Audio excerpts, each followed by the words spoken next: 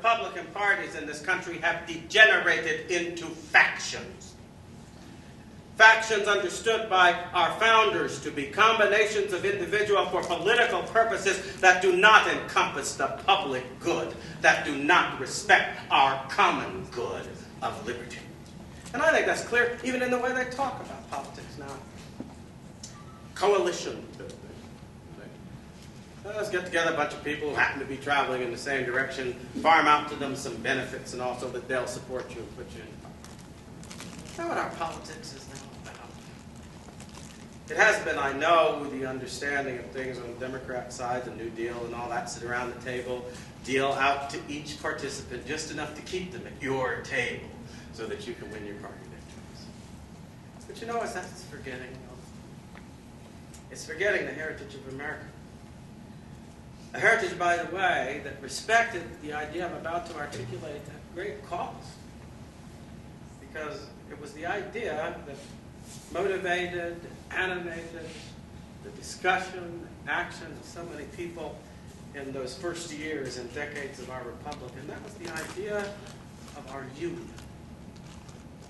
The wonderful thing about the word union is it suggests, as that great phrase on our coins, e pluribus unum, out of many one, that yes, we are many, but that in some sense we come together, we covenant in such a way that we can stand together on a common ground, on a common principle that transcends all those differences and that forms of us one nation, one people, one community, capable of respecting together the principles of justice and right that make us free.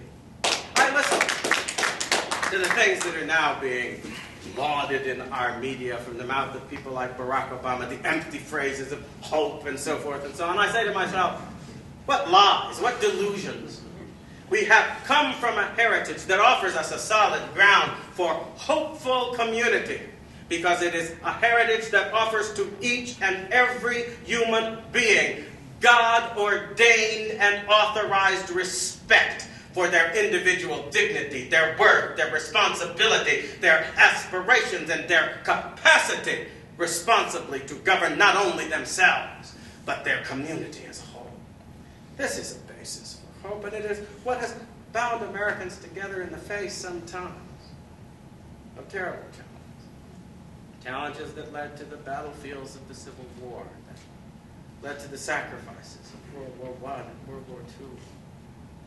Challenges that have given to the great words of our Declaration, the great words of our Pledge of Allegiance, the notion that we are a nation about more than our selfishness and our lust and our greed, that we do, as the Founders said, represent a human hope and aspiration, that governments can be based on something other than accident and force and fear, but can be based upon the deliberate choice for justice of people who are willing to make that choice so that they can be treated with justice by all.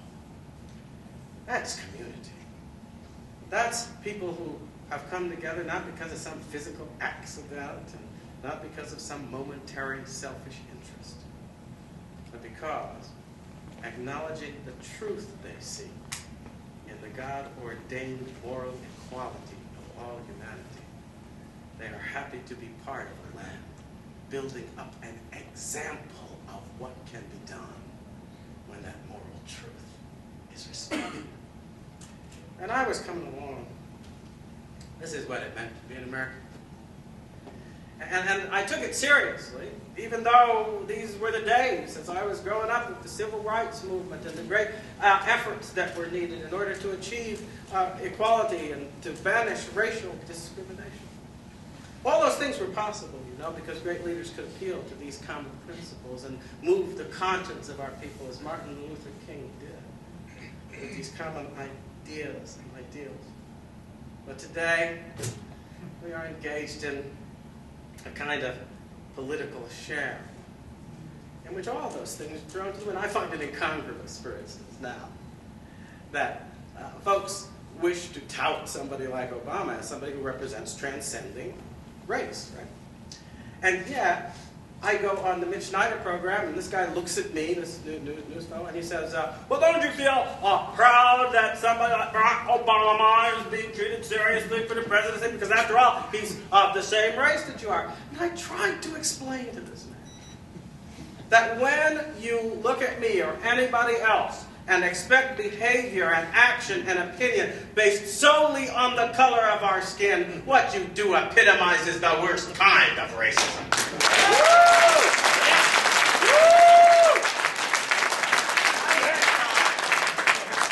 I think it's time we told Obama and all these people in the media and everywhere else, you won't transcend racism until you have realized that the very notion that physical characteristics determine human groups and communities is a fatal lie. Yeah! Woo! Communities are built on our common moral ideas and premises, like our common commitment to that justice which the Declaration of Independence outlines in its understanding, and which our pledge promises to all Americans. Because we are committed to these things and care about these things, we can stand together as a people.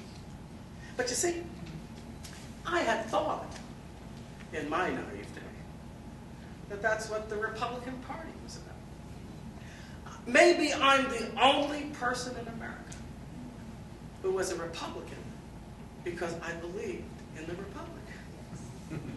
Isn't that odd? Now, you might say, well, that's just a coincidence of names. No, it's not. The founding president of the Republican Party, Abraham Lincoln, who was willing to see this nation endure a terrible civil war. Why? For the sake of making sure that the hallowed moral principles of God-given human equality would be respected as the very foundation of our community as a people. That is why he felt that slavery had to be abolished. It wasn't because he opposed racism and all these other things we talk about these days. It was because he loved justice. And justice required respect for the God-given moral equality of all human beings.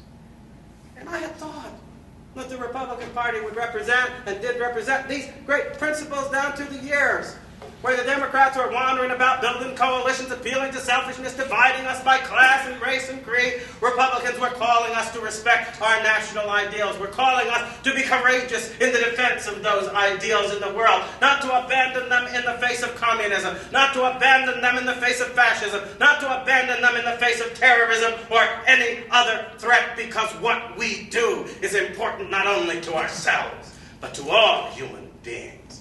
Because it depends. I was a Republican because being a Republican meant standing firm from all these things. And also understanding in the end that there was a deep connection between our allegiance to these principles and our respect for the human capacity for true freedom. You don't want to stand in somebody's way when they're building up a business enterprise. You don't want to stand in their way when they're finding a better way to grow our food and put our buildings up. You don't want to stand in the way when they're trying to advance the horizons of our scientific knowledge, because you have respect for the truth that in each and every human being there is a kernel of God-given dignity, of God-given mystery, of God-given capacity, and we should not put it out, but rather let it shine, so that it can benefit us and all the world. That, to me, is what it meant to be a Republican. Sadly, that sense that it wasn't just about greed, it wasn't just about money, it wasn't just about serving the corporate moguls so that they would promote your campaign, build you up in power. No. It was about things that would be true whether the moguls liked them or not. About things that would be vitally important, not because they led us to great wealth, but because they respected our great dignity. And that's why I was Republican. And over the course of the last years, and especially the last couple of years, I have just seen too much that suggests that though the Republican Party of today still pays lip service to these things, they now are much like the Democrats, caring only about power, caring only about success, caring only about victory, for themselves and their friends and the little cliques that sponsor them. Not for that great victory for America, which is the perpetuation of our freedom.